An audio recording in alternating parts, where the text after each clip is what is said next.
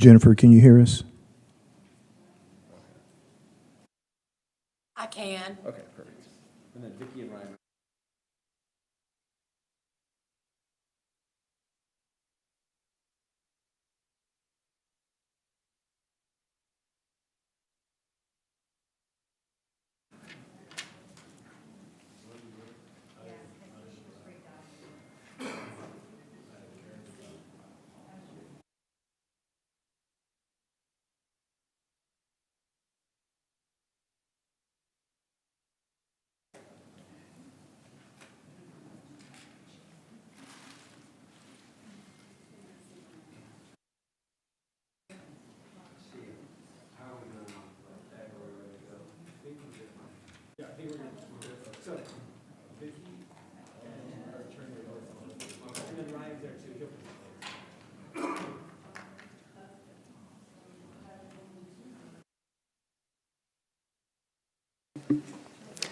All right, good evening.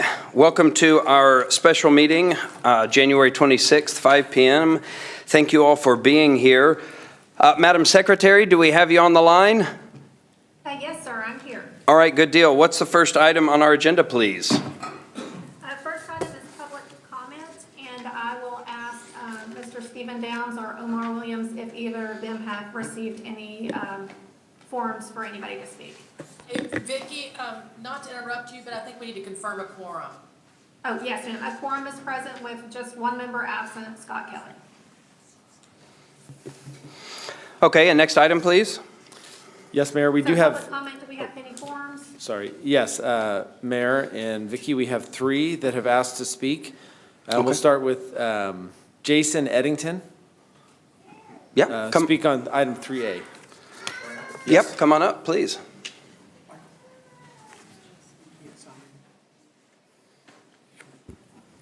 Hold on one second, I just want to make sure. I don't want to start your time before we're ready.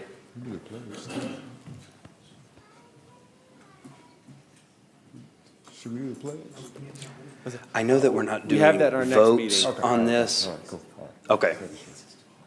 Okay. You could use that, do the pledge for your time. No, No, yeah. we're good. No, we'll have the pledge and prayer next meeting. Okay, good. Okay, go ahead. Thank Welcome. you. Thank you guys for having me, first and foremost. I want to speak today about something, honestly, that's pretty concerning for me and disappointing. And that's the recall of an elected official for no other justification besides the phrase of conduct unbecoming. Regardless of whether we agree of what was said, regardless of party affiliation, ideology, or tone, this moment should give us pause. It should give us pause. The First Amendment is not a reward for popular opinion. It exists precisely to protect speech that is uncomfortable, unpopular, or dissenting. If free speech were only meant for ideas everyone agreed with, it would not need constitutional protection. Our system of government was designed with a very clear priority. Legislation was created first and foremost to restrain government.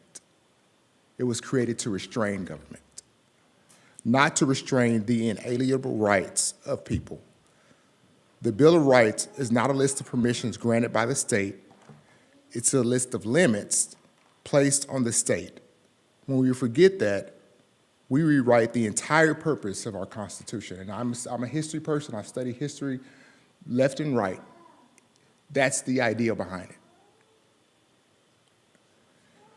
Our system of government was designed with a very clear priority. Legislation was created first and foremost to restrain government, not the inalienable rights of people. History gives us a powerful warning here. John Adams, a founding father and a champion of independence, our second president, he messed up. He used his platform and authority to push legislation that silenced his critics through the Alien and Sedition Acts, laws that criminalized dissent, targeted speech, and punished political opponents. And while Adams is known for many things, that's a stain on his legacy. And that brings me to this moment. I ask everyone here to just pause and picture how history will reflect on what we are doing right now. Long after today's headline fade, long after political passions of the moment cool, what will be written about the decisions made today? Every generation is tested, not with dramatic declarations, but with moments like this, moments where it's easier to go along with the flow than to stand firm. History does not remember what was offended. It remembers who defended liberty. Dissent is not a flaw in a representative democracy. It is a requirement. A system that punishes speech rather than engages it does not grow stronger. It grows more fragile. When elected officials fear removal, not for corruption or abuse of power, but for expressing ideas, we create a chilling effect that discourages honesty.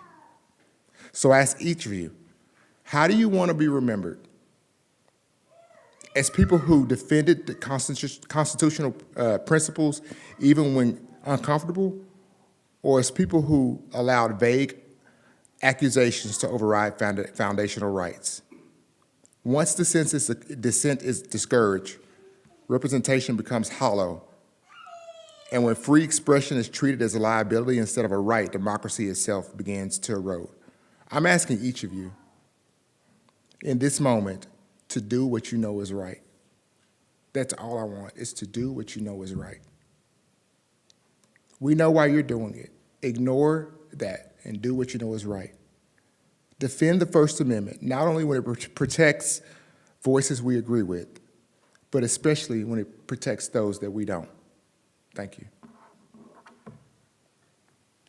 Thank you, Mr. Eddington. Okay, next we'll have Autumn Lubinsky. Welcome, Ms. Lubinsky. Hello, Autumn Lipinski, 114 Ballin Drive. I wrote out my comments today because I want to make sure I get everything in. It's ironic that it's been 2 years that I've started bringing this topic. I'm going to start off with a question that I know you can't answer. What part of the charter states that you have to change a meeting type in order to be compliant with the charter, or the recall would be terminated? You don't have to answer that question because I already know it, because let's just say I really like the charter. There is no requirement that says a meeting has to be changed or a recall will be terminated. I would be remiss if I didn't point out your lack of understanding of the charter and the attempt to manipulate the citizens of fate under the guise of lying about it, which is protected by your First Amendment rights. Just because you have First Amendment rights that could include rants does not make the content truthful. In addition, you are willing to postpone all other parts of a 6 p.m. meeting, but not the one that you represent as a private interest, because per your words, the public will be fully free to attend the next regular meeting, which is where you as a city council had a duty to place it in the first place. May I suggest you look up section 2-309-2 of Fate's Code of Ordinances. Using the already scheduled February 2nd meeting would have fulfilled the requirements of the charter without manufacturing this fiasco of multiple meetings. By making that statement, you recognize by the current disaster declaration, the public may not be able to participate in this current meeting, and it could be construed as trying to circumvent TOMA.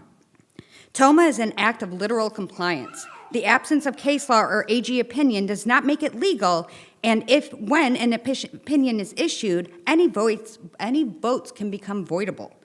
Think of it this way for comparison. Just because you have remedied a TEC violation doesn't mean it didn't happen in the first place. As a citizen who holds a charter very near and dear to my heart, I implore you to follow your word and make a motion to limit this meeting strictly to actions that are legally required, because it is not a legal requirement of the charter, rather a discretionary vote to change a special meeting to a regular meeting. This is not a ministerial action, rather an action that you used your authority as mayor of all the citizens of Fate to push an agenda for 400 people. Thank you. Thank you, Ms. Lubinsky. Next, we'll hear from Callie Beard. Welcome, Ms. Beard. Thank you. Callie Beard, 202 Headwater Drive. I wanted to speak today in opposition to reclassifying today's special meeting as a regular meeting. There was a statement put out by our mayor yesterday that heavily implied there's a legal obligation to move forward with today's meeting and turn it into a regular meeting so that the recall petition can move forward. But that's not really the truth, is it? The charter just states that the next regular meeting is when the petition would be certified, which would be next week. So it kind of seemed like you're using a bit of charter jargon to manipulate the citizens of fate a little bit and make them think that today's meeting had to happen when it really didn't. And you all ran on transparency, so I'm just asking that you would be honest with the citizens of fate. I don't know if the group that you work for miscalculated the days, the timeline in which the petition had to go forward, or maybe didn't understand the special meeting versus regular meeting issue, but just asking that you please be honest with the citizens of fate. Tell them what you're doing here. A lot of us know what's going on, and it just kind of seems like you're using a little bit of manipulative language sometimes. So that is all. Thank you, guys. Thank you, Ms. Beard. No other public comments, Mayor. Okay. Ms. Vicky, what's our next item on the agenda, please? Next will be agenda item 3A, which is discuss, consider, and take any necessary action regarding ordinance number O-2026-003, designating the city council meeting to be held January 26, 2026 at 6 p.m. as a regular meeting of the city council, making findings, providing for severability, and providing for an effective date. Okay, thank you. So I put this on the agenda, and before we open it up for discussion, I'm going to read a prepared statement. Point of order, Mayor. State your point of order. I object to the proceeding because the agenda includes an item to reclassify a 6 p.m. special city council meeting as a regular city council meeting, while this meeting is being convened at 5 p.m. Since 2013, the City of Fate publicly has established that regular city council meetings are at 6 p.m. and are only changed when specifically noticed otherwise as special meeting. Additionally, the Fate Home Rule Charter clearly recognizes and distinguishes regular city council meetings as a defined meeting category within the charter itself, specifically in Article 3, Section 3.07. which references attendance at regular city council meetings. Therefore, it is improper to use an agenda item to retroactively convert or relabel a special meeting into a regular meeting. The city charter is very clear about ordering recall elections. A meeting must be noticed and conducted as the correct meeting type from the beginning, and the city should not change the meeting classification in a way that undermines transparency, public expectations, and charter-based governance structure. We must preserve the record. And for the record, I request that my point of order, the ruling, and any vote be entered into the meeting minutes. I respectfully request that the chair rule that this item is out of order and strike the reclassification item and proceed only under the meeting type as originally noticed. I ask that you adjourn and renotice the meeting correctly. Thank you, Mayor. Point of order heard, but not well taken, so I'm going to continue. I want to address concerns about the designation of tonight's meetings. I rule. The only reason this Mayor, meeting, if you'd like to speak, you can ask to speak, please. Yes. Would you like to speak? Mayor, I would. Respectfully, I appeal the ruling of the chair per Robert's Rules of Orders, and I request that a vote of council on whether it is proper to reclassify a special meeting as a regular meeting through an agenda item specifically where cities establish regular meetings, the time is at 6 p.m. All right, so the chair's ruling has been challenged. So Jennifer, just to make sure we're all on the same page, this would simply be a vote to uphold my original ruling against Councilwoman Chin's point of order. Is that correct?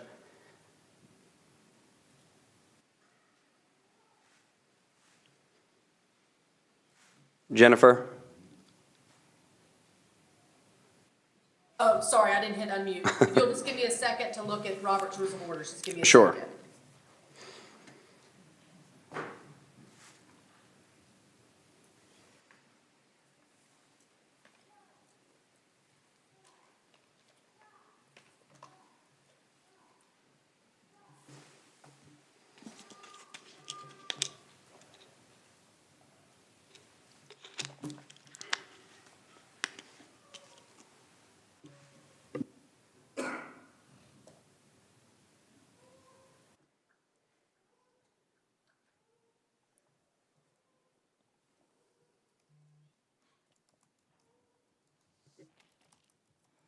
So yes, Mayor, this would just be a vote on appealing the point of order.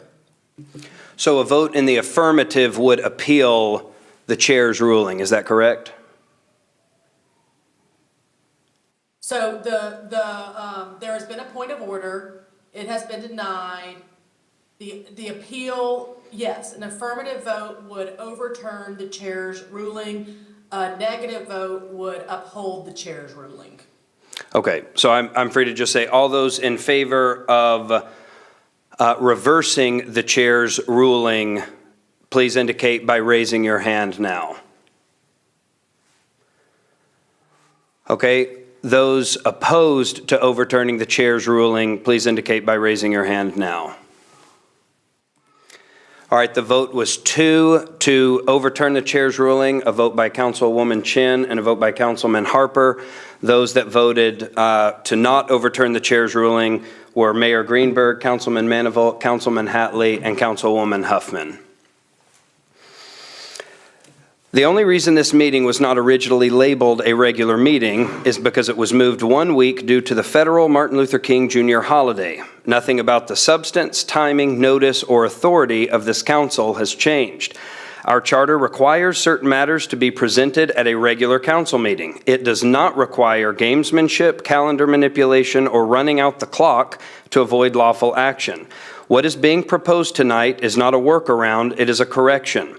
We are ensuring that required business is heard in the proper forum with full notice, transparency, and compliance with our charter. To suggest that the city should be barred from addressing serious, time-sensitive matters because of a labeling issue created by a federal holiday is not a legal argument. It is an attempt to obstruct process.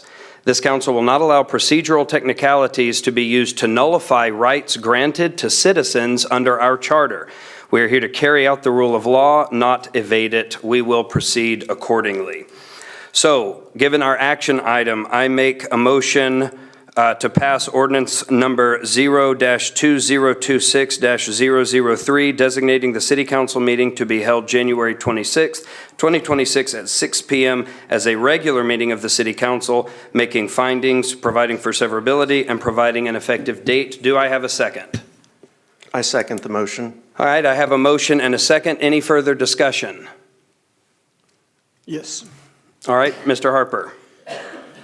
Yes, my statement is the only reason you're changing this meeting is to circumvent the process which is defined by the charter. You do not only put people, including the city staff and council, in danger, you've done it because of your misunderstanding of the charter. You have also denied and admitted to the public that they may not have the ability to speak on this issue because the city is essentially closed. Also obvious because they had to turn the water on for us to have this meeting. Pushing that this meeting be changed, that the following meeting be shortened only to certification of the petition shows that you indeed pushing your political agenda without allowing the public to speak. I believe that since at least 3 of you are personally involved in the recall, you should abstain from the vote, as in the end, you will benefit from the vote you will be part of. Thank you. Thank you, Mr. Harper. Any further discussion? Okay, seeing none, we'll vote. All those in favor of passing ordinance number 0-2026-003, please indicate by raising your hand.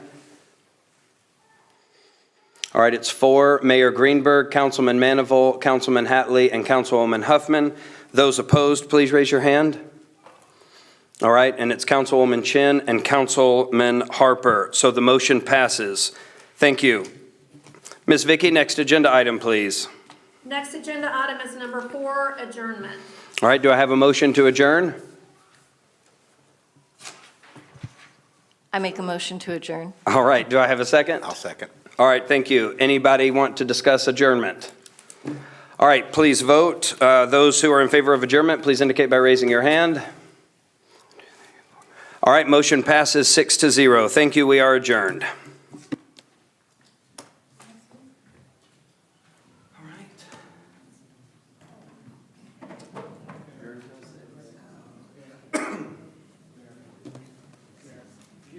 Yeah, absolutely.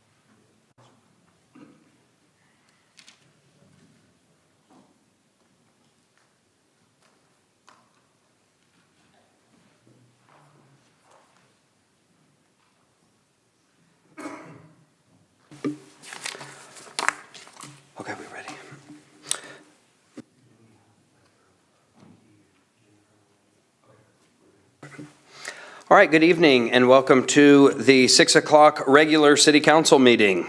Madam Secretary, what is the first item on our agenda, please? Okay, Mayor, I will confirm a quorum with Councilmember Scott Kelly being absent. All others are present. And so we will move to the invocation given by Christopher Ash with the Church of Jesus Christ of Latter-day Saints, followed by the Pledge of Allegiance to the American and Texas flags. Okay, great, thank you.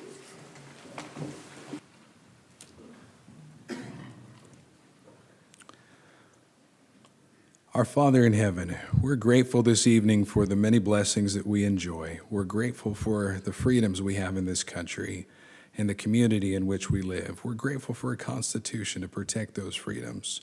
We're grateful for our law enforcement and emergency responders, and we pray blessings to be upon them. Watch over them and keep them safe as they help those in need.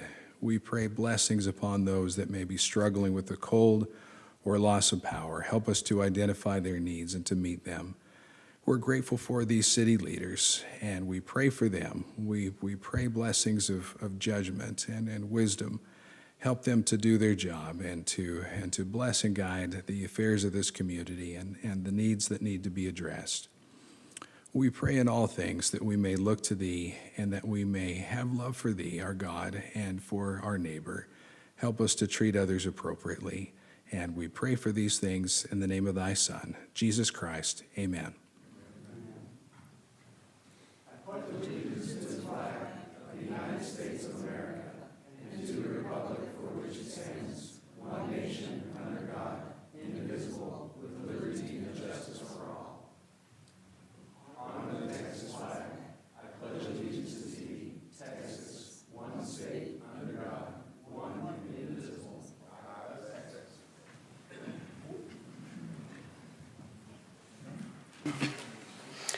Okay, Ms. Vicky, next agenda item, please.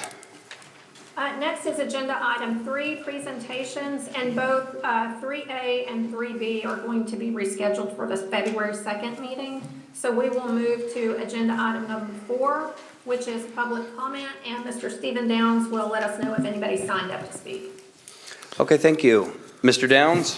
Thank you, Vicki and Mayor. We'll first hear from Lauren Megacy. Welcome, Mr. Megacy. Welcome. My name is Warren Megacy, 111 Mustang Drive. On your guys' agenda today is the petition that you guys put out there. I was the one that helped write the original charter for what you guys are talking about. I was there back in 2014, 2015 when we rewrote that because it did not protect the council. This is something that you don't take lightly. Recalling somebody is something that, for a criminal, something that is egregious to the council, to the city. It's not a vendetta. It's not something that you go and pick and choose which one you're going to put a recall on. What that does is that opens up a Pandora's box. And I can guarantee you that this won't be the first one. You guys have opened yourselves all up for a recall petition. And there's a lot of mad people out there. There's a lot of people, and I've walked the neighborhoods. I'm running for county commissioner. I've walked Fate. And I get asked, what the heck is going on with the city council? What are they doing?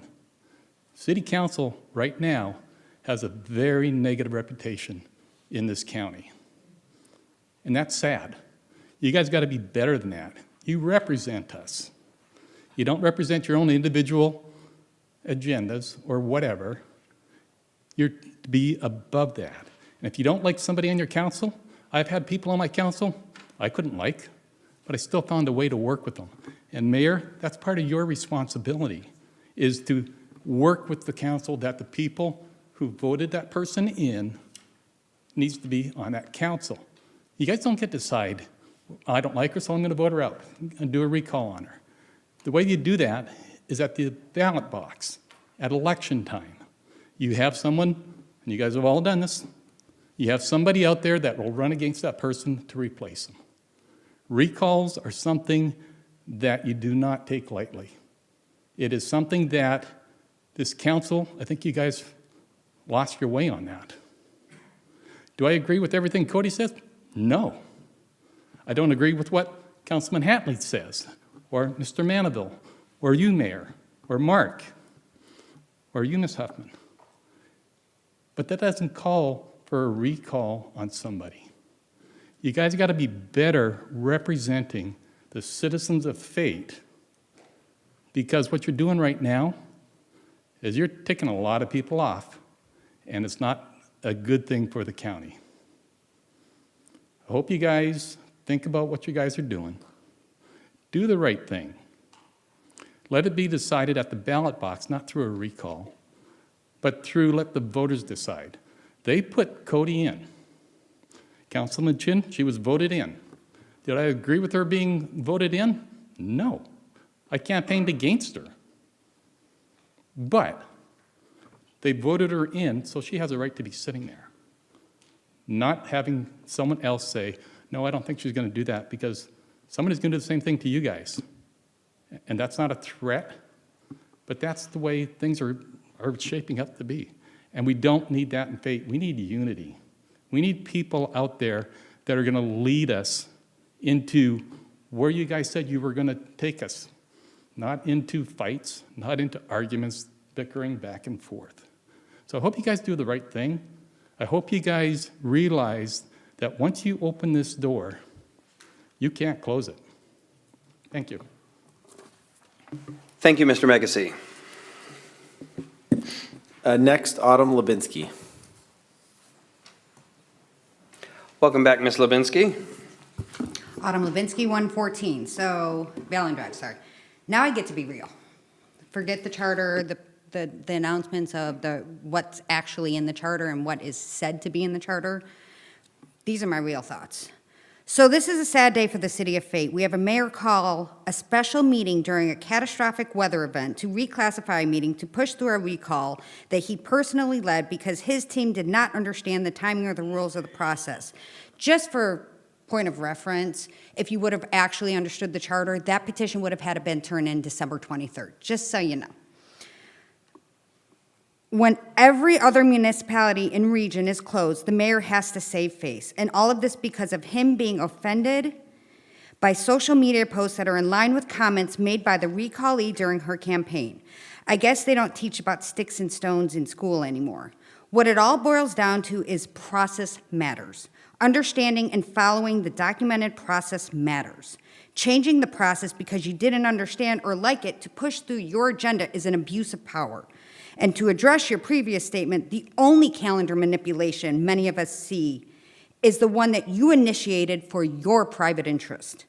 You state that this is a correction, but if that were the case, you would have objected to the calendar when Vicky presented it on November 17th. 4 of you ran on transparency, town halls, and meetups. All I've seen is hour-long phone calls telling me that I will not be supported for reappointment because I was mean to a council member, or multiple ranting texts at 11:45 p.m. because a council member didn't like my comments. When is what you ran on going to happen? Because the honeymoon's over and it's time for you all to be held accountable. Thank you. Thank you, Ms. Lubinsky. Next, Ryan Strobel.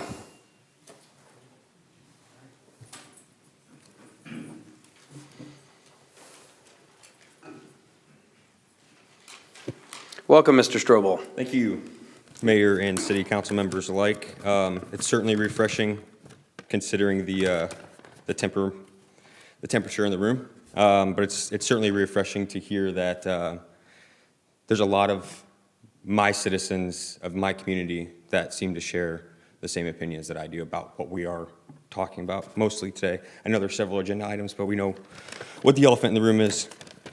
I did send you all an email this afternoon. I was misunderstood that there was going to be the availability for the public to enter today. So for those of you who didn't get a chance to read my email, this is it word for word. Since you will not delay this meeting in good faith and allow citizens to be on record, again, I'll redact that. But before addressing my specifics, it is necessary to restate the simple truth about leadership in city government. A leader is an elected and appointed official entrusted with guiding the city's operations, shaping policy, and upholding the will of the community. Emphasis on upholding the will that belongs to the community, not just the city council members. Your recent actions stand in stark contrast to that responsibility. I have no personal allegiance to the member being targeted. I did not vote for them, yet I was contacted directly by the mayor and asked whether I would sign the recall petition without any explanation, justification, or context. This alone, in and of itself, is quite alarming. Why should a resident who did not vote for the official be solicited to participate in their removal? What does that say about the integrity of this process? And how can the public maintain confidence in our democratic system when elected officials themselves are so willing to overturn the results of an election? To public knowledge, the member in question has not committed any illegal act. The recall appears to be driven not by misconduct, but by personal or political convenience. That is an abuse of the recall system and a direct dismissal of the voters' decisions. It is also precedent that we should be very concerned as residents. If the council can disregard the outcome of an election, we should all be concerned. If this is the standard you're choosing to set, then it is only reasonable that citizens of Fate consider holding each of you to that same standard, beginning with the mayor. We should all initiate our own recalls if that's something that we can do. This council is not merely implicated, but it is responsible. Not one of you publicly opposed this effort. Instead, time and energy were spent coordinating the recall and promoting social outings at Sauce and Vine or Red Dirt Social, rather than advancing meaningful city initiatives or communicating with the community you claim to represent. I will end with one single word: congratulations. Congratulations on damaging the public's trust in our city government. Congratulations on reinforcing the belief that political self-interest outweighs public service. And lastly, congratulations on diminishing the credibility of the offices you hold. I am Ryan Strobel. I do sit on the Parks and Recreation Board. And to that, I don't take any of this lightly. And I hope that the rest of the citizens of Fate share that same sentiment. Thank you. Thank you, Mr. Strobel. Next, Callie Beard.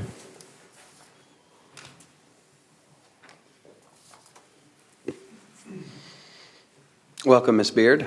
Thank you. Callie Beard, 202 Headwater Drive. Hi again. I wanted to speak about the petition to recall Councilwoman Cody Chin. I know several of y'all are involved in the recall effort, and what I find very concerning is that nobody has given a clear reason why Councilwoman Chin should be recalled. It is a very serious process. I think I've heard vague reasons about maybe her social media is something y'all don't like. She has conduct unbecoming, which is extremely vague. So I'm just asking if you guys could maybe clarify, and I hope you do that later on during the agenda item, the exact reasons you want to recall an elected official. What I think is maybe more concerning is that we know that at least 3 of y'all represent a group in Fate who's publicly stated that their goal is to get everyone they don't like off of council, replace them with their own people. So, and yes, that is something that has been said on Facebook. So how can we trust that if this recall goes through, if her position is to be vacated, how can we trust your decision in appointing somebody when you have made it really clear that this is your goal all along, is to get people off council that don't agree with you and replace it with yes men? And that sounds wild. I know that sounds like conspiracy, but that's what this group has said publicly. So I'm just hoping that y'all can maybe be a little more transparent about why you're trying to recall an elected official, because the silence is just, it's concerning. Thank you. Thank you, Ms. Beard. Next, Joseph Robick.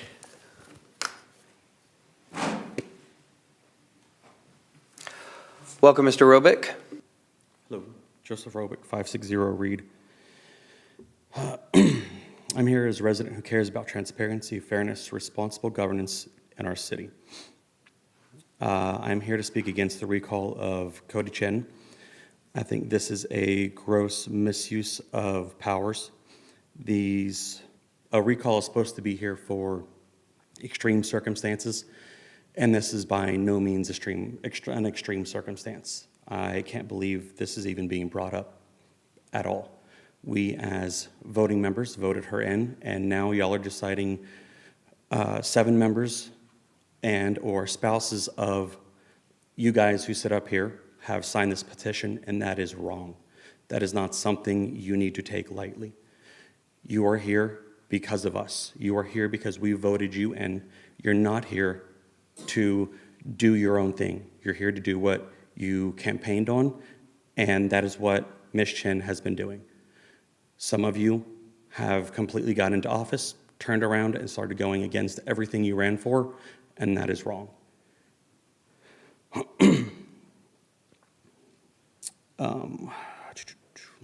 I also don't think it is right that there is no stated cause for the recall. Again, this is for when somebody does something that is completely illegal, and they should never be able to run again or be up there. Not because, again, you don't like somebody who is on the council. I also have concerns with the special session, with the leak that has happened or quote-unquote not happened. I think we need to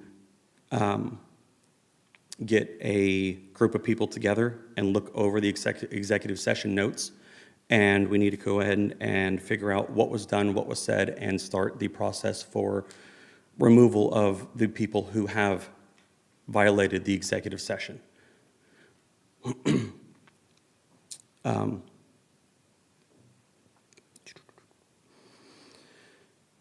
Let's do an independent investigation on this special session and get this taken care of.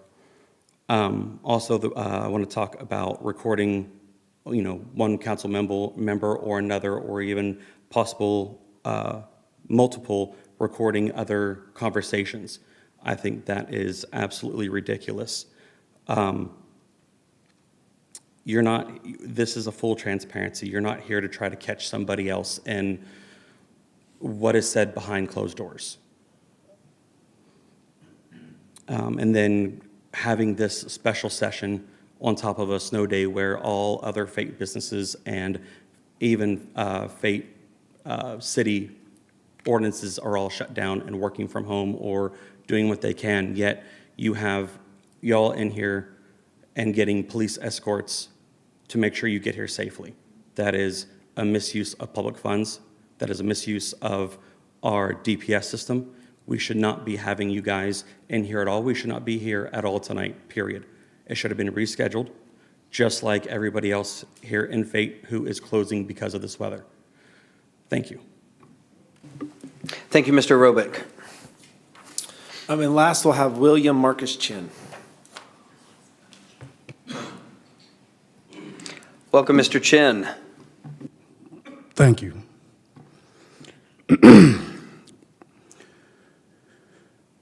Anybody that knows me, they know I live on truth. A man's word is his bond.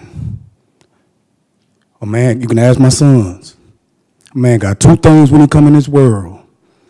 His balls and his word, and if he break either one of them, he in trouble. At this point in time, Mr. Mayor, Mr. Hartley, y'all word don't mean shit. You are both cowards. Y'all the type of men that will sit up in a man's house and drink his whiskey and then turn your back on him. Those are the type of men you are. And I sat back and I wanted you to look you in your eyes and tell you were a coward. You played like you was that man's friend. Came in his house. Broke bread with him. And you went behind and stabbed him in the back. That's the type of individual we're dealing with that is running our city. When are you going to let the people know? Hold on. Give me 1 second. When are you going to let the people know that you were the one that brought up that executive session to pull Chief in? When are you going to let the people know that you were the one that was on board with firing the chief and you let my wife take the blame for it?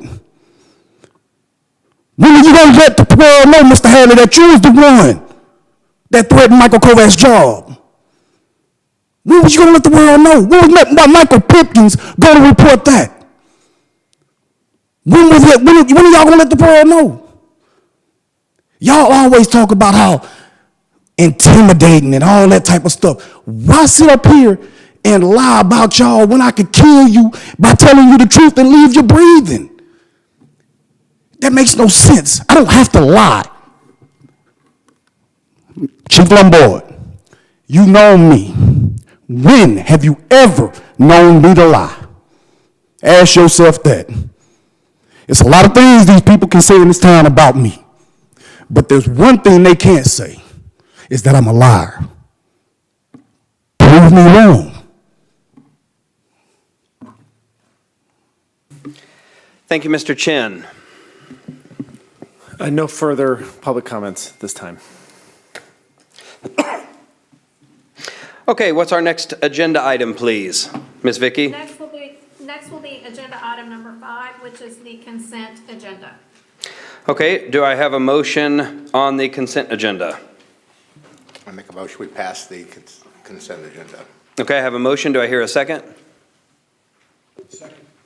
Okay, I have a motion and a second. Since we're not voting on our screens, all those in favor of passing the consent agenda, the motion to pass the consent agenda, please indicate by raising your hand. Motion passes 6-0. Just for the record, who seconded that? Mr. Harper, Councilman Harper. Thank you so much. Okay, as I know that we're about to enter our action items, if there's no council objection, I would like to move items 6D, E, and F to the front of our action items. As it was addressed, that is the elephant in the room, and so if we can talk about those before we get into all the public hearings. Do I have objection from council? Okay, then Ms. Vicky, can we start with agenda item 6D, please? Yes. Agenda item 6D, presentation of the certificates of sufficiency for 1, the affidavit of petitioners committee for the petition to recall Cody Chin, Councilmember Place 1, filed on January 5th, 2026, known as affidavit, and 2, the petition to recall Cody Chin, Councilmember Place 1, filed on 1/12 of 2026, known as the recall petition, and discuss, consider, and take any necessary action regarding resolution number R 2026-014 to verify sufficiency of the affidavit and/or the recall petition. Okay, before we get started, Jennifer, are you online? Yes, sir. Okay, I just want to ask, for clarification purposes of this, the council's decision tonight is purely ministerial. Is that correct? That is correct. In other words, this council is not engaging in the merits of the recall petition. We're not engaging in the merits of the affidavit itself. We're not discussing the reasons why Councilwoman Chin may or may not have been put up for a recall. This is purely to essentially give our, to look at this issue and say everything was presented as sufficient, and so we move this forward. Am I understanding that correctly? So voting on a certificate of sufficiency is a ministerial act. What council chooses to talk about in relation to this is only limited by the Texas Open Meetings Act. Okay, should the council, and I know I'm kind of putting you on the spot here per the charter, but should the council not vote to verify the sufficiency certificates tonight, what happens? If the council does not vote to approve the certificates of sufficiency after the city secretary has found the certificates to be sufficient, then under that, there's a process under the charter regarding that, and ultimately, there could be a lawsuit regarding that. And what would that lawsuit be? What do you mean a lawsuit? Certainly, if council fails to perform a ministerial duty in any scenario, Platts is a good example, a mandamus lawsuit could be filed against the council. Okay. Okay, thank you. So I just wanted to make sure that those in the meeting here or watching online understand that this is a ministerial act. The council is not engaging on the merits of the petitioner's committee and why they did what they did or anything like that. So with that said, thank you, Jennifer. With that said, do I have a motion on agenda item 6D? I'd like to make a motion to pass resolution number R 2026-014 to verify the sufficiency of the affidavit and/or the recall petition. Do I have a second? I second the motion. Okay, seeing as we have a motion and a second, discussion from the council. Ms. Chen. So, obviously, I think that the recall is a scam. I think that it was filed under false pretenses or no pretenses, but I respect every single citizen who signed it, and so I'm just going to say, bring it. Let's go. It's time to put it to a vote. Not up here, but with the people. That's all. Mr. Harper.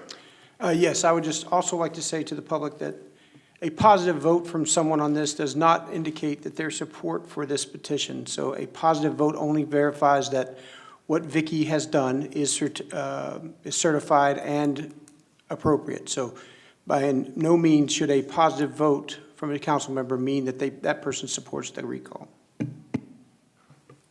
Jennifer, I do have a question, though. Since this is my recall, am I supposed to abstain from this or recuse myself? No, you are perfectly allowed to vote. It is not a 171, Chapter 171 of local government conflict, and so you are allowed to vote. Okay, thank you, ma'am. Any other questions from council? Okay, so by a show of hands, those that vote to pass resolution number R 2026-014, it has been motioned and seconded. Those who are voting to pass this resolution, please indicate by raising your hand. The motion passes 6-0. Thank you. Next item, please. Next will be agenda item 6E, which is discussion regarding alleged violation of Texas Open Meetings Act at Robert Smith Family Park on the weekend of January 10th and 11th, 2026. Thank you, Ms. Vicky. So this was placed on here by me as well because I do think that transparency and honesty are important. And it has come to my attention that a couple of weeks ago during this, that one of our own council members posted in an online forum that they saw a quorum present in Robert Smith Park. That's actually not what I posted. You're out of order. That's not what I posted. You're out of order. I'll call on you in just a moment and we can talk. I promise. I just want you to quote me correctly. Everybody's going to have a chance to speak. Quote me correctly. That said, we're spotted together at Robert Smith Park violating quorum laws. It was a post. And I just wanted to make sure that the public knew, because unfortunately with social media, it's very easy to say things that seem to become truth in the community. But when those things aren't challenged, then that becomes truth, and you have to address that. If one thing we've learned during this process is that not only is the First Amendment important for telling the truth, but it also means that you have a responsibility with that. And so I just want to open up, as this is a discussion item, I want to open up, and I'll start, Councilwoman Chin, with you if you'd like to address it. Do you want to address anything specific to your post from January 10th? Yes. Okay. I was told that there were 4 council members that were up at Robert Smith Park collecting signatures. And my post said that I heard, didn't say I saw, I said I heard. And I did. That's it. Period. I heard that there were 4 council members gathering signatures on city property at Robert Smith Park trying to do a recall petition. If that was true, it's a violation. That's it. Okay, just to just to clarify, Ms. Huffman, hate to put you on the spot here, were you at Robert Smith Park on January 10th? I was not. Okay. I was at home. But I am aware that there was a post that mentioned me specifically. And it surprised me because I was not there. So to clarify, I was not a participant of that meeting, and I don't believe there was a violation of quorum. Okay, thank you, Ms. Huffman. Any other discussion from council? Mr. Manival. I was just going to say, I was at the park a number of times, and the only times I was there, it was just myself and Mark Hatley, and for a couple of brief times, you were there. You had just pulled up, driven up, talked to us from your car, and then left. So I never saw more than myself, Mark Hatley, and you, Mayor Greenberg. I guess I would just wonder if, do we know who the witness was who happened to eyewitness this? That would be if Councilwoman Chin wants to give that information. Yes, Brandon Vines was the one that told me he witnessed all four at Robert Smith Park. Okay. Mr. Mr. Manival, did you have anything else? Well, I'm just going to say, I never saw Mark. I will vouch for that. I never saw Martha there. So how he could have seen that, do not know. All right, thank you. Mr. Hatley. I also did not see Martha there. She was not there. I was there the entire time. There was never, Mr. Manival and Mayor Greenberg were there periodically, off and on, just a couple of times over the course of that day. But I do think it's very important that we not put unsubstantiated claims online accusing people of crimes and all kinds of horrible things, especially with anonymous sources, which I'm glad she gave up in this case. But these are, people's reputations are not frivolous. Accusing people of crimes is a very, very serious thing, especially online. It's actually called libel. So I hope we be more responsible in the future than you have in the past. And I'll leave it at that. Thank you, Mr. Hatley. Any other comments? Mr. Harper. Yeah, I would just say it's sort of like the time that I was accused of breaking quorum, having a pizza at a political function by members of this council. I believe we were called out on that again on Facebook, as well as several other places for breaking a quorum when we did not break the quorum. So yeah, it's not a good thing to have people call it out, but it's happened for more than one person on this council.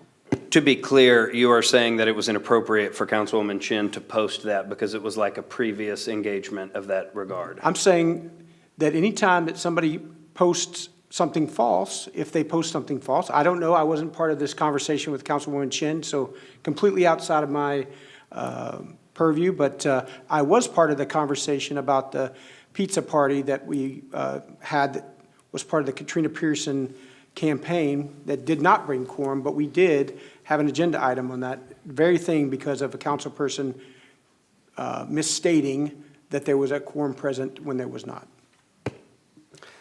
Just to be clear, you said that what I said was not true. What I said was that I heard there were 4 council people up at Robert Smith Park. I did hear that. That's not a lie, and I posted it. That's all. Well, I think the discussion is about the responsibility of what one posts online. If you don't think it's responsible to verify before you post, that's on you. We can't change that. But we wanted to set the record straight here and to the community that 4 members of this council were not at Robert Smith Park violating quorum laws. Mr. Hatley. I was just going to say that in regards to quorum and accusations of quorum on that, I never made any sort of accusation on the previous thing. As a matter of fact, you'll see nothing on social media. I did ask to have it put on there because people had asked me about it. I think this is the appropriate way to do it. We were accused of having a quorum, so we ourselves put this on here to give answers to everybody else. It wasn't done that way before. I do think if there's accusations, they need to be, brought up. They need to be action items. We come up here, we're honest with everybody. We're accountable to everybody who's out here when it comes to quorum. So a little bit of an apple and an orange there.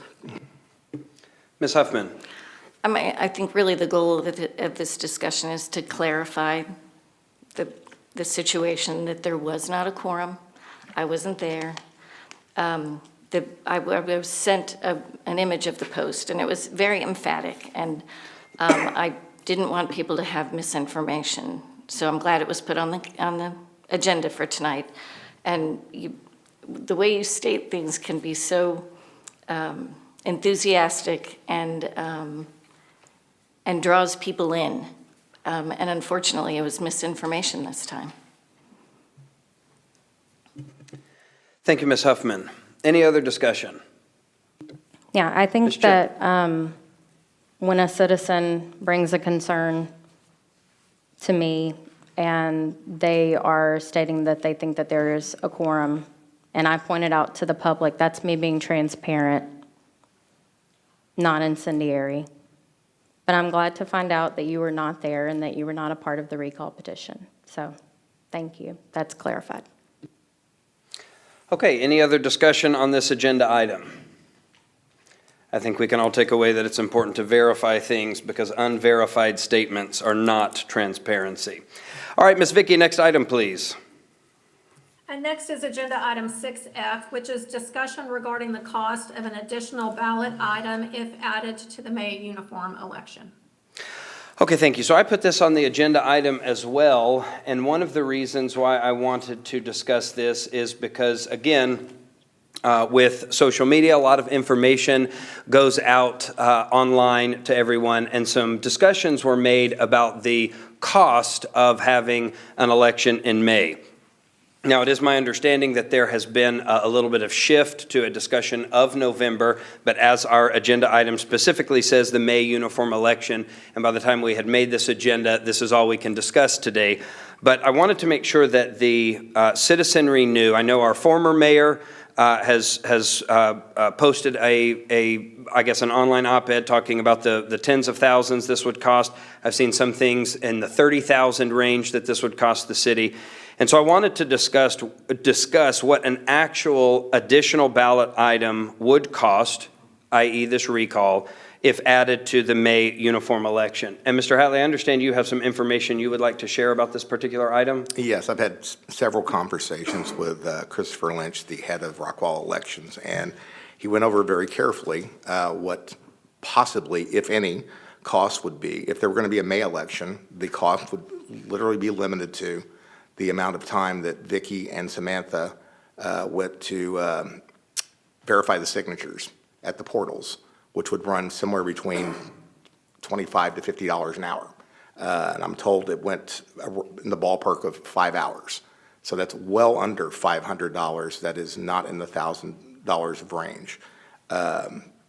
Also, in terms of a special election, should something need to be put on there outside of a uniform election, the $30,000 estimate was not even close. He brought even a second opinion on the line with me, and they suggested that the max it would probably be, and this would be a standalone election outside of a uniform election of just a recall, should that be, it would not go any higher than probably a maximum of $19,000.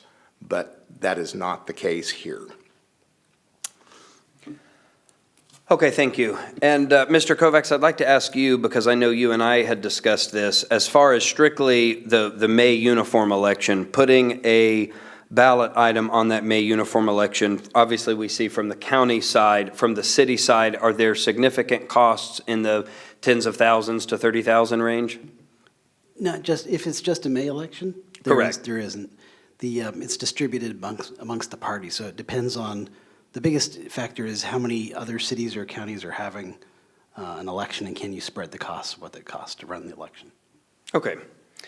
All All right, thank you. Any other discussion on this item? Again, want to make sure that the people are aware what it's really costing. I've seen a bunch of numbers online. I've had to go research some of these. I wanted to research some of this so that I could know exactly when I'm talking to citizens on the phone, when I'm meeting them for coffee, we can know exactly what these ballot items are going to cost. I think it's important to know that.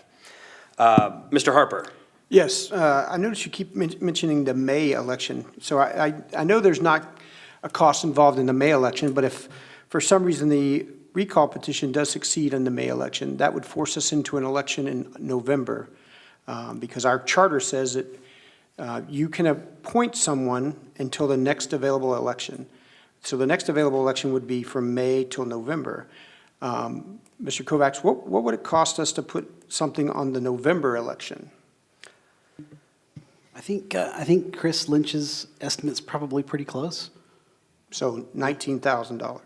Probably at the most. If we Okay. could, it would depend once again if we could share the cost with anybody else who's having an election. So the only cost that I've seen talked about online, well, at least that I talked about online, was the fact that, yes, there's probably not a cost involved with the May election because we're already holding that, but definitely will be a cost involved if the recall is successful in November to re-elect a new council person to fill seat 1 if that recall election is successful. Thank you, Mr. Harper. And to clarify, too, this was, to give credit to you, because I know you posted recently, but this was about discussing what it would cost for May. And we will have another agenda item in a future meeting. Our city attorney is looking right now at whether or not we would have to have an election in November.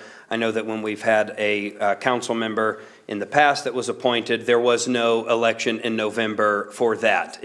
He was appointed from June until the very next May. So we're going to get clarification on that. Obviously, there's another question out there. We want to make sure we get that to you, so we'll put that on a future agenda item.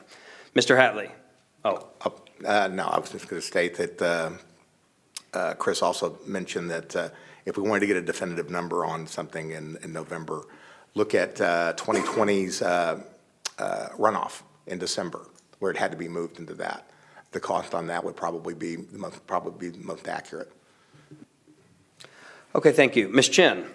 So when we had our charter commission last year at this time, it was discussed what would happen if we had a recall. And during that discussion, we talked about how much it would cost to the city. We were quoted 2 figures. We were quoted a figure in May. Go back and look at the tapes. The amount would have been $17,000. That's part of the meeting minutes from the last charter commission. And then in November, we were quoted $30,000. So I don't know what Christopher Lynch has said. I don't know what the other discussions have been before this meeting. What I do know is that when we had our charter commission meeting, we discussed this specifically and how much it would cost to the citizens. Thank you, Ms. Chen. Any other discussion on this agenda item? Okay, thank you. Ms. Vicky, next item, please.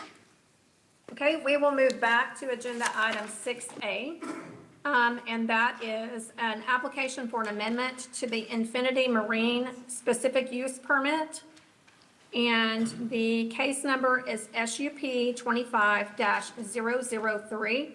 And first, we'll hear a staff summary. We'll have a public hearing and then go from there. It's my understanding we may be continuing some public hearings. So Yes. there may not be action taken. Yes, I want to say both to the people here and to council, the idea is to have on many of these action or many of these agenda items, I should say, we are going to open the public hearing, but that we will continue that public hearing until a later date. And we'll discuss each of those individually, but given the weather concerns, we wanted to make sure that we had plenty of time for somebody who did want to speak, as it was a concern brought up. We want to make sure that they have plenty of time on that. So from my understanding, we'll receive a staff summary for this action item 6A, an applicant presentation if available. We'll open the public hearing, but no action will be taken. We'll extend that public hearing to a later date.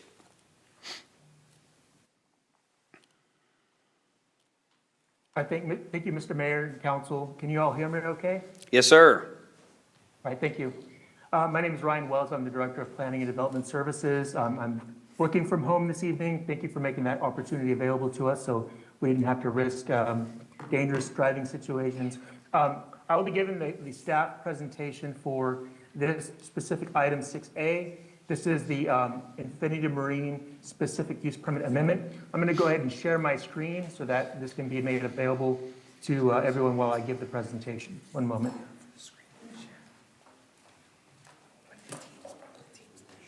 Okay, I trust that this is visible for everybody. Ryan, it looks like maybe they're talking about, let's wait and hear for sure. Is my screen visible with the presentation? Not yet. Okay, I'm sharing my screen on the Teams meeting. Yeah, give us just a So let me second. know if, okay.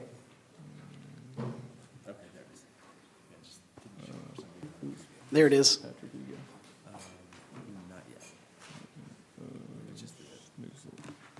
We're good, sir? Yes, you're good, Ryan. Okay, thank you very much. All right, so again, this is the staff presentation for the Infinity Marine Specific Use Permit Amendment. This is project ID SUP 25003. So this is a city-initiated amendment to the specific use permit that was originally approved for the Infinity Marine project. This amendment would remove a condition of approval from the original ordinance based on a change in the site conditions for the project.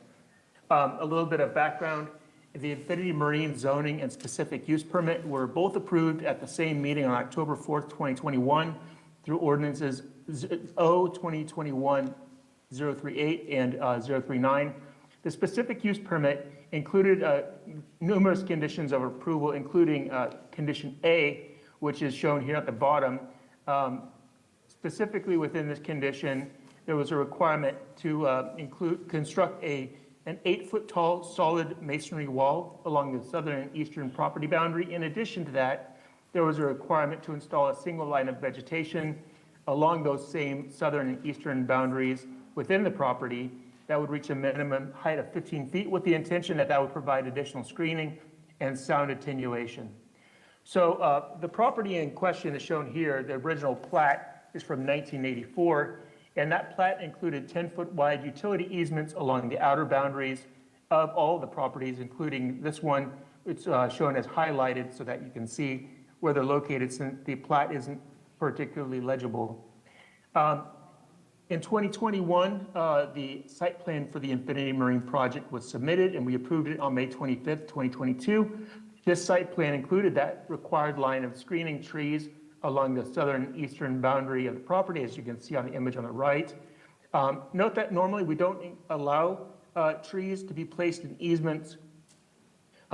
Since that time, we've become a lot more strict in that requirement, but at the time, we did approve the site plan with the trees in the easements because, one, the easement was very old and we didn't anticipate that it was going to be used, especially given that it was along the perimeter of the property. And so we didn't think there was going to be much risk to place those trees in that easement at the time we approved the site plan. However, as you've been made aware, through the West Greenbrier site plan, civil plan approval, the applicant included a sewer line extension through that 10-foot utility easement on the southern side of the subject property within that civil plan set, and that plan set was approved on July 21st, 2023. We accepted the installation of that sewer line on January 31st, 2024. It was installed subject to all city requirements and standards. And we acknowledge that that sewer line would disrupt the approved design of the Infinity Marine project. However, the developer did have a legal right to use that utility easement, and so we had no legal recourse to prohibit its installation. Because of the installation of that sewer line and the disruption of the approved site plan, the Infinity Marine project owner requested confirmation that we wouldn't require the placing of those screening trees within that easement that now included a sewer line.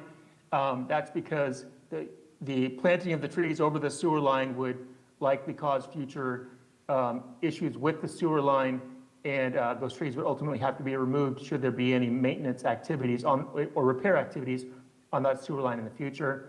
I confirmed that the trees would not be required via email in April of 2024, and so the project continued without those trees being installed.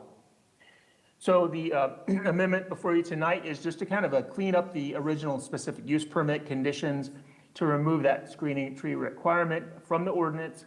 There are no other amendments to the original ordinance proposed in this action. Simply what you see before you on the screen is a strikeout of that second half of the condition. The 8-foot tall solid masonry wall has been installed and is in place as of tonight.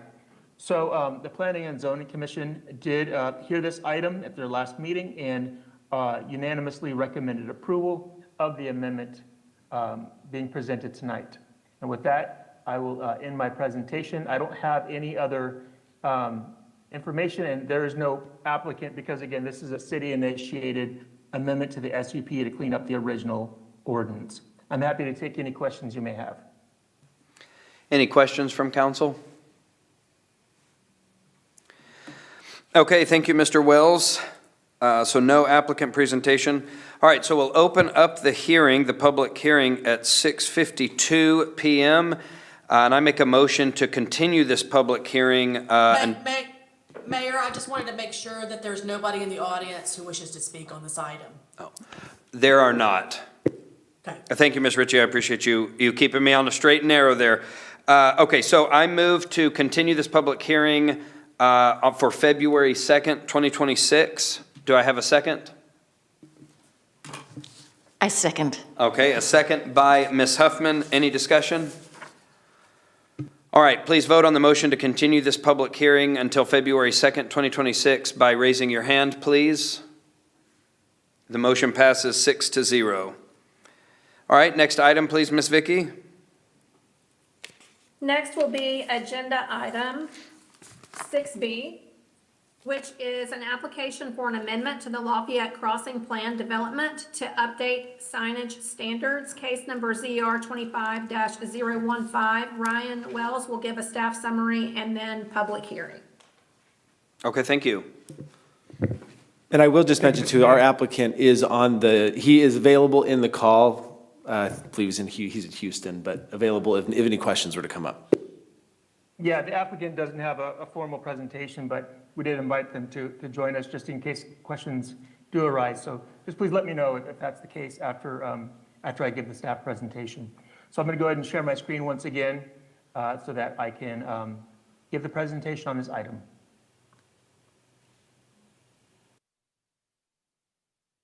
Okay. So this item before you is the Lafayette Crossing Plan Development Amendment for Section 7.2. The project ID is ZR 25015. So the proposal for you tonight is a strategic amendment to the Lafayette Crossing Plan Development to permit pylon signs along I-30. This proposal supports our economic development activities and agreements with the developer of Lafayette Crossing for these initial development phases, which are purely commercial in nature. So the original Lafayette Crossing Plan Development was approved through Ordinance O-2024-006 in February of 2024. This PD provides for a 267-acre mixed-use development that includes commercial, residential, and recreational, and light industrial and employment center opportunities with a layout somewhat similar to that shown on the right, although this is somewhat more of a framework. Section 7.2 of the very long and weighty plan development, it provides for, identifies sign types that are prohibited in the plan development. In the original approval of the ordinance, this section includes currently a prohibition on pole and pylon signs, As we have started to work with the developer and other development partners that have been acquiring properties in the project, there have been, as you know, the Kroger and some other future large format commercial tenants that are requesting the ability to place pylon signs along the highway frontage, typical of their development design and typical of what is generally assumed or expected in the format that we're starting to see take shape along the primarily the I-30 frontage. Again, our economic development agreements that have been approved by council support the proposed commercial developments and the proposed tenants that are specifically requesting these signage types.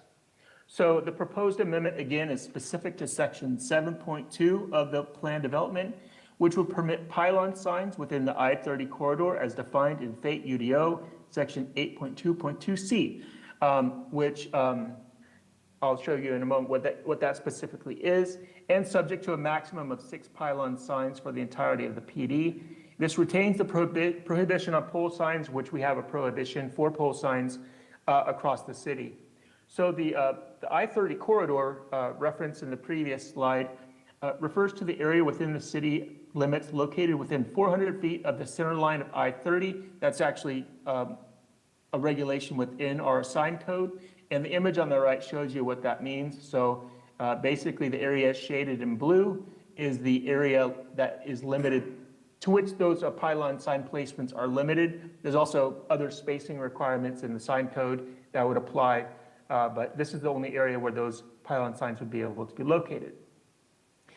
This is the master sign plan that was submitted to the city that is subject to approval of this PD amendment. Otherwise, they'd have to go back to the drawing board, and we have not approved this plan until a PD amendment would be approved. And then on the left is a design concept for the pylon signs that were submitted with the master sign permit. Just for context, approval of the PD amendment would not approve any of these sign concepts. Those approvals are administrative at the staff level. But again, I just want to let you know that they've thought about this and put together these concepts. So at their last meeting, the Planning and Zoning Commission did unanimously approve a recommendation for approval, 6-0, for this specific amendment to section 7.2 of the PD. That ends my presentation. I'm happy to take any questions. And again, a representative of the applicant team is here, just in case you do have some questions for them. Thank you. Thank you, Mr. Wells. Questions from council for Mr. Wells or for the applicant who's here? Okay, no questions. Thank you. We will open up the hearing at 6:58 p.m. Mayor, nobody has signed up to speak. Okay, so I make a motion to continue this public hearing on February 2nd, 2026. Do I have a second? A second. Okay, we have a motion and a second by Mr. Harper. All those in favor, or any discussion? All those in favor, please indicate by raising your hand. Motion passes 6-0. Thank you. Next agenda item, please, Ms. Vicky. Next, we will move to agenda item 6C1, which is conduct a public hearing and discuss, consider, and take any necessary action on ordinance number O-2026-007, annexing into the corporate limits of the city of Fate an approximate 33.27 acre tract of land legally described as abstract number 83, John Farmer Survey, Lot 1, Rockwall County, Texas, as further identified as RCAD Property ID 10893, and the proposed annexation of that portion of FM 552 adjacent to said territory. Okay, thank you. So we will open up the public hearing at 6:59 p.m. Mr. Downs? So Mayor, real quickly, I believe Ryan's got a short presentation Oh, okay. that applies to all of these matters. And so if Ryan could give that presentation, it'll apply to all 11 of the matters. Okay, Mr. Wells. Yes, 11 matters, 13 properties. But yes, let me go ahead and run through this real quick to give you some context here. Again, one moment, let me get this up and running. Okay, so this is a group of items that are non-development agreement annexations being proposed for you tonight. And I just have a few slides to introduce the item to the council and to the public. So between 2013 and 2015, 13 properties in the FATE ETJ were entered into non-development agreements. I won't get into specifically what those are, but just basically the properties were not annexed into the city, but were subject to some limitations and terms. The proposed action before you tonight is to annex these properties subject to the terms of those agreements. And these are the properties listed on the right, expiration years and the property acreages. Again, there are 13 properties subject to tonight's consideration. So within the non-development agreement, there's language that states that the non-development agreement serves as a voluntary annexation petition. An excerpt from the agreement states, the owner and all the owner's heirs, successors, and assigns shall be deemed to have filed a petition for voluntary annexation as part of this agreement. The image on the right shows the location and expiration year of the 13 properties subject to consideration in tonight's meeting. As you can see, they're all, of course, along the periphery of the city. Most of them were expired in 2025, but the handful along 35, 49, and 66 expired in 2024. There are quite a few public notice requirements for these annexations, and those requirements are spelled out in Texas Local Government Code Chapters 43 and 211. So the public noticing actions that we took in advance of tonight's meeting included sending a notice of annexation of right-of-way, letters to TxDOT and Rockwall County. Those were sent on November 21st, 2025 to meet our 61-day advance notice requirement. There were notices of public hearings for the annexations published in the Royce City Herald Banner and the Rockwall County Herald Banner on January 8th and 9th, 2026, respectively. And then finally, we did mail notices to all affected property owners and all service providers, which included, utility companies, school districts, et cetera, water districts, things like that. Those were all sent on January 14th, 2026, within the required time frame for mailing those notices. So with that, we met all of our legal noticing requirements in advance of tonight's meeting. One important aspect of the annexation ordinance is Exhibit B. For each of these ordinances spells out a service plan. These basically spell out the services that the municipality is stating that it will be made available to the annexed properties.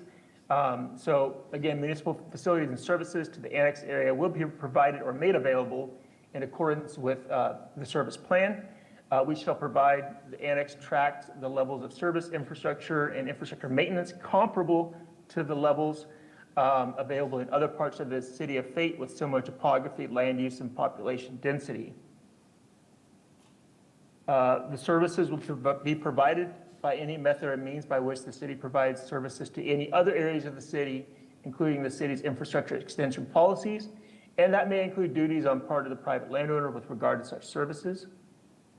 So upon annexation, these are the services that have been listed in the service plan that the city would provide or make available to those properties. It includes fire, police, EMS, planning, zoning, and building services and regulations, publicly owned parks, facilities, and buildings, stormwater utility services, streets, water and wastewater, solid waste services through our contract, and then code compliance. Those are all services that will be made available to properties annexed into the city. So notably, nothing in the service plan will require the city of Fate to provide a uniform level of full municipal services to each area of the city, including annexed areas if different characteristics such as topography, land use, and density are considered a sufficient basis for providing different levels of service. Just a quick example, if the property is served by septic right now, it isn't all of a sudden that the city has to run a long sewer line to go serve that property with sewer. It's sufficiently served by septic, and it will remain such. And then the city council finds and determines as part of the service plan, it will not provide any fewer services and will not provide a lower level of service than were in existence in the annexed area at the time preceding the annexation process. All right, so that concludes my presentation on the proposed annexation of the 13 non-development agreement properties. I'm happy to take any questions that you may have. Thank you. Questions from the council for Mr. Wells? Ms. Huffman? I don't know at what point I bring this up, but I think I have a conflict of interest with one of the properties. Okay.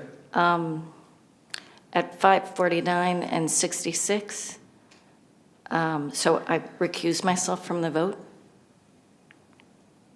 Which one are you, oh, I'm sorry, go ahead. It was in red on the previous slide. I'm sorry, I didn't jot down the number.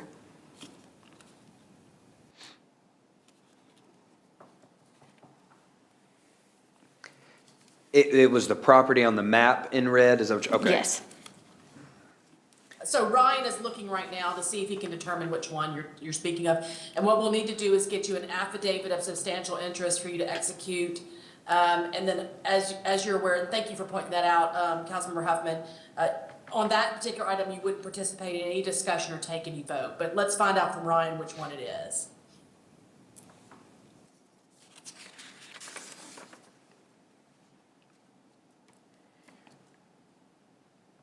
Yeah, there's a cluster of 4 of them there, and they have different owners. Ryan, do you want to maybe share that map and she can help guide you to which one she's thinking of? Yeah, I can do that. Is it that red one right there, Martha? No, I'm just kidding. Oh, okay. There you go. I believe these are the Stodge Hill Yes. properties. Is that what you're speaking of? Yes.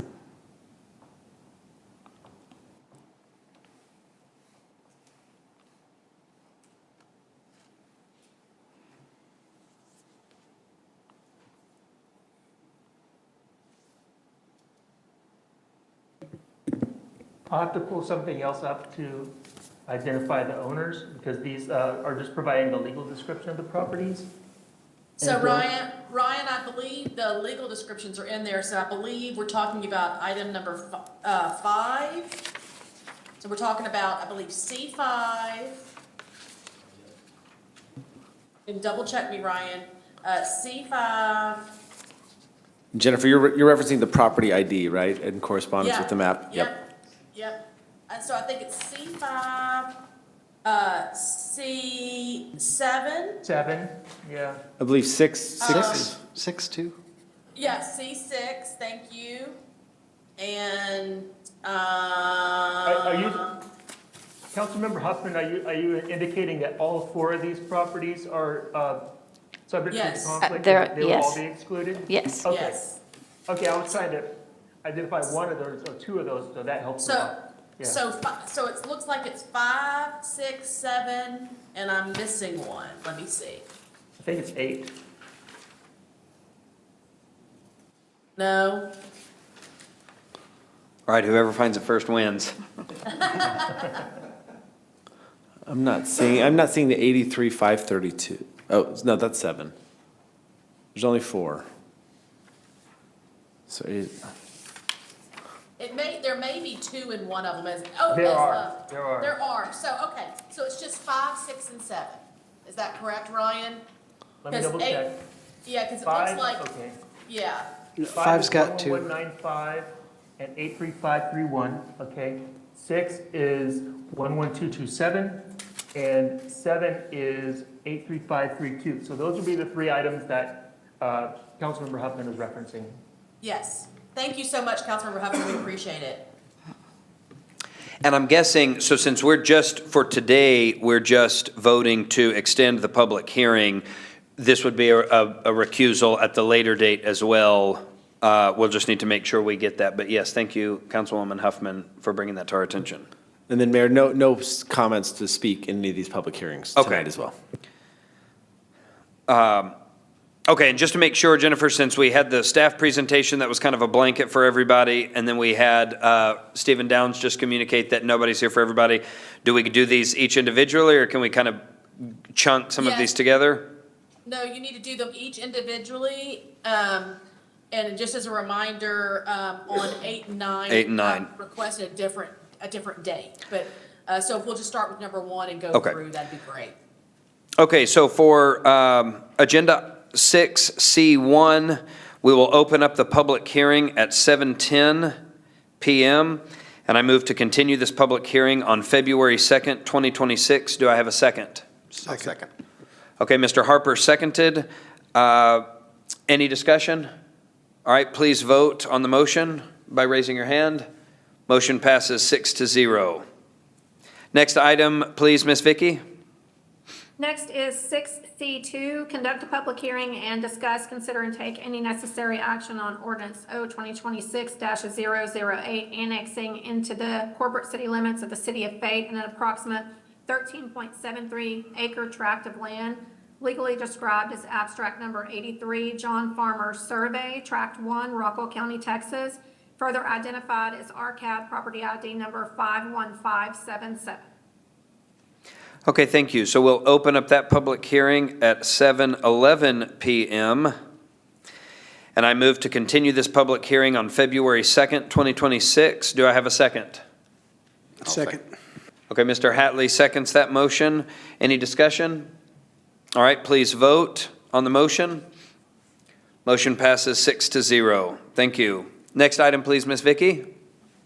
Next is 6C3, which is public hearing and consider action annexing into the corporate city limits of the city of Fate an approximately 28.44 acre tract of land, legally described as abstract number 163, J. Miller Survey, Tract 15-03, Rockwell County, Texas, RCAD property ID number 91084, and the proposed annexation of a portion of FM 552 adjacent to said territory, and an approximate 2.48 acre tract of land legally described as abstract number 163, J. Miller Survey, Tract 15-02, Rockwell County, Texas, RCAD property ID number 90314, thereby extending the boundary limits and such. Okay, thank you. So we will open up the public hearing at 7:12 PM. Mr. Manival, did you want to make a motion? I'm kidding. I didn't mean to put you on the spot. I make a motion to continue this public hearing on February 2nd, 2026. Do I have a second? Second. All right. There we go. Mr. Manival seconds. Any discussion? All right, please vote on the motion by raising your hand. Motion passes 6-0. Thank you. Next item, please, Ms. Vicky. 6C4 is the public hearing on annexing and consider action annexing into the corporate city limits of Fate an approximate 15.0 acre tract of land, legally described as abstract number 178, Joseph Parker Survey, Tract 3, Rockwell County, Texas, RCAD property ID number 12197, and the proposed annexation of the portion of State Highway 66 adjacent to said territory. Okay, I'll open the public hearing at 7:13 PM. And I move to continue this public hearing on February 2nd, 2026. Do I have a second? I'll second. Mr. Hatley seconds. Any discussion on the motion? Seeing none, please indicate you're voting for the motion by raising your hand. Motion passes 6-0. And before we continue, I do want to ask just for clarification too, Mr. Kovacs, I know you and I had spoken about this.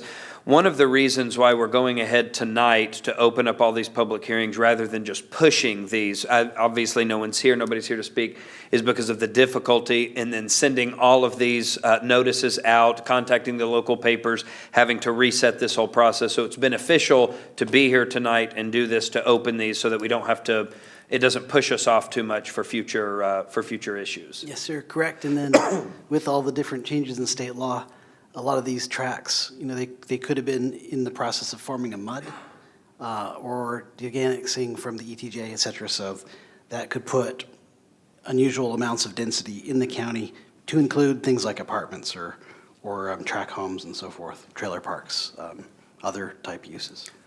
Okay, perfect. Thank you. Okay, so next item, please.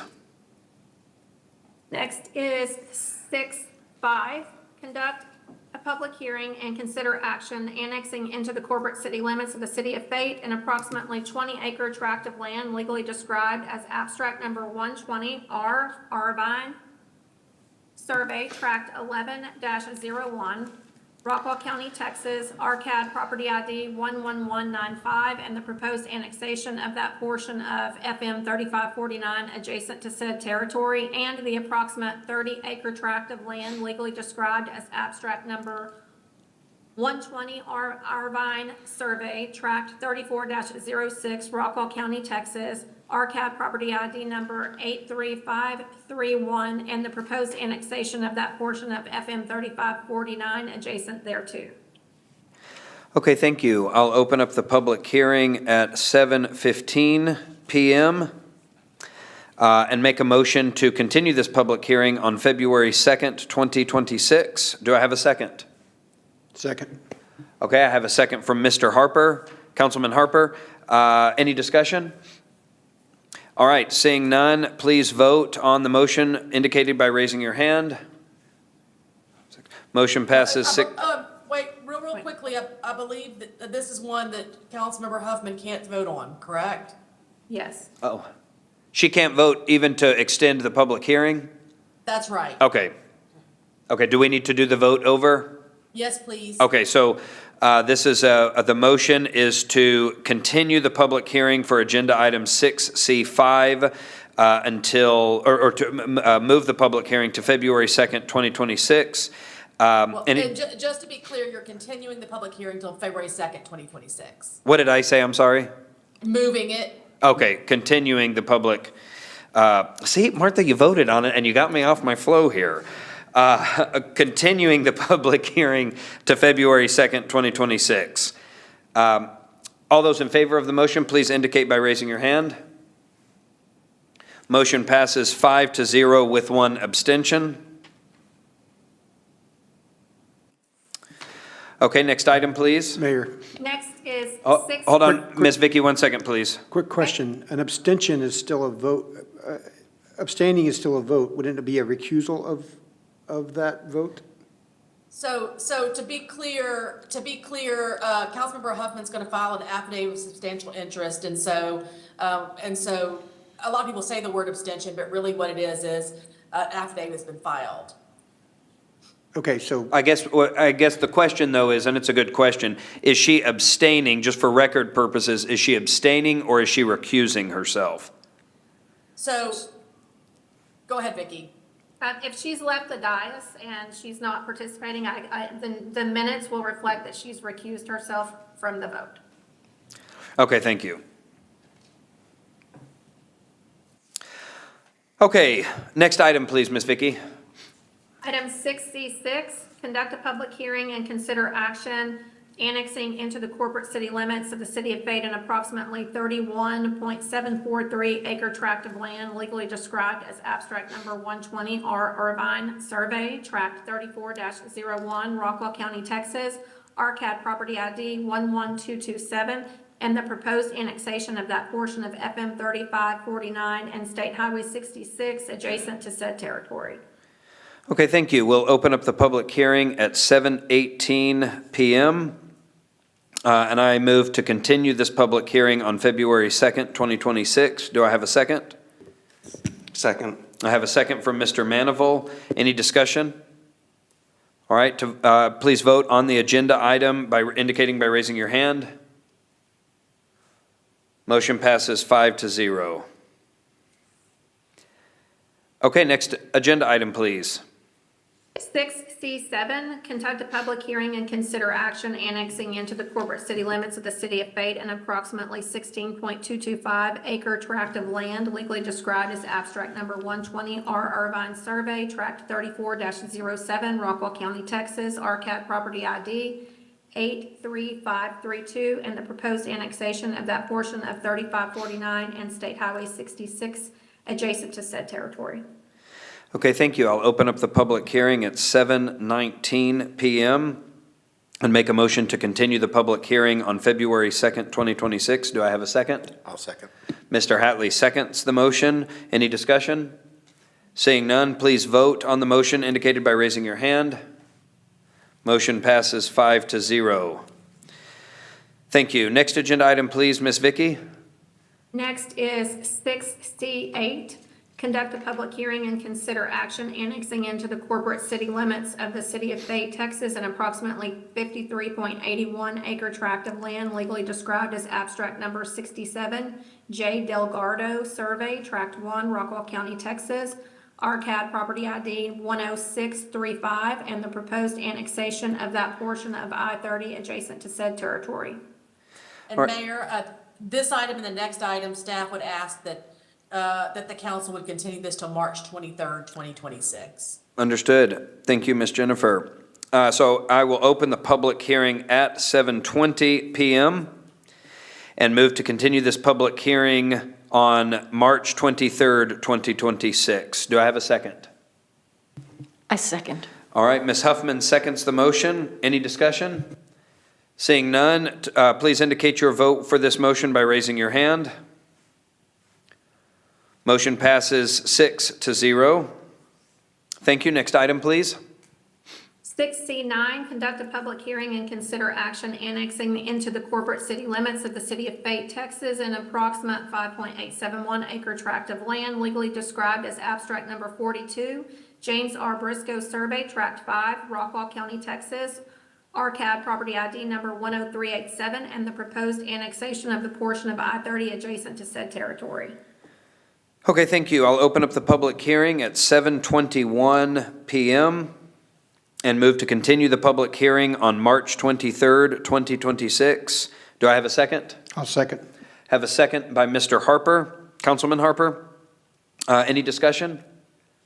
Seeing none, please indicate your vote on this motion by raising your hand. Motion passes 6-0. Thank you. Next item, please. Next is 6C10, conduct a public hearing and take any action annexing into the corporate city limits of the city of Fayette an approximately 109,738 acre tract of land legally described as abstract number 32, JLM Baker Survey, Tract 9, Rockwall County, Texas, RCAD property ID number 10359, and the proposed annexation of that portion of FM 548 adjacent to said territory. All right, thank you. We'll open the public hearing at 7:22 PM, and I move to continue this public hearing on February 2nd, 2026. Do I have a second? I'll second. All right, Councilman Harper seconds the motion. Any discussion? Seeing none, please indicate your vote on the motion by raising your hand. Motion passes 6-0. Thank you. Next item, please. 6C11, conduct a public hearing and take any action annexing into the corporate limits of the city of Fayette an approximately 16.18 acre tract of land legally described as abstract number 120, RB Irvine Survey, Tract 30, Rockwall County, Texas, RCAD property ID number 11222, and the proposed annexation of that portion of North Stodge Hill Road adjacent to said territory. Okay, thank you. We'll open up the public hearing at 7:23 PM. And I move to continue this public hearing on February 2nd, 2026. Do I have a second? I second the motion. Mr. Manival seconds. Any discussion on this agenda item? Seeing none, please indicate your vote for this motion by raising your hand. Motion passes 6-0. Thank you. All right, Ms. Vicky, next agenda item, please. Next will be agenda item 7, mayor, council, and city manager reports. Okay, we'll start with Councilwoman Chin. I just wanted to personally thank everyone who risked their lives and their property and vehicles to come out and support me tonight and put on the record that they are against this recall. Thank you all. Councilman Harper. I got nothing tonight, thanks. Councilman Manival. I guess I'd like to thank the citizens that came out and also the DPS that continues to work through all of this, and some of the good people that show up at places like Fresh and Whataburger, Stag's Plaza, to keep things going here. They don't get a lot of credit. Thank you, Councilman Manival. Councilman Hatley. Yeah, I'd like to thank everybody who spoke tonight. Thank you for coming and going through the the trouble of getting on the roads and speaking your mind. This is all about, is getting up here and letting everybody know how you feel on things, no matter how that is. So I'd like to thank everybody on that. I'd like to thank all the city staff today who, and over the weekend, helped keep everybody safe. The DPS, who's are always here for us, and we're always grateful to you. Thank you very much. Thank you, Mr. Hatley. Councilwoman Huffman. I also would like to thank everybody who came out. It shows your enthusiasm for the events that were being discussed tonight, and for everybody who submitted their form online. I think we all read those and take it into consideration when we're up here. You don't necessarily have to be on site. You can submit those forms. And reiterating that tonight was not an election. It paves the way for an election, so everybody should come out and express yourselves on the appropriate day there. And also on a lighter note, Sauce and Vine had a fantastic sort of soft opening event, and I want to encourage people to look forward to going there because it was delicious. Beautiful spot, great food, and it'll be a wonderful addition to the city. And that's my report.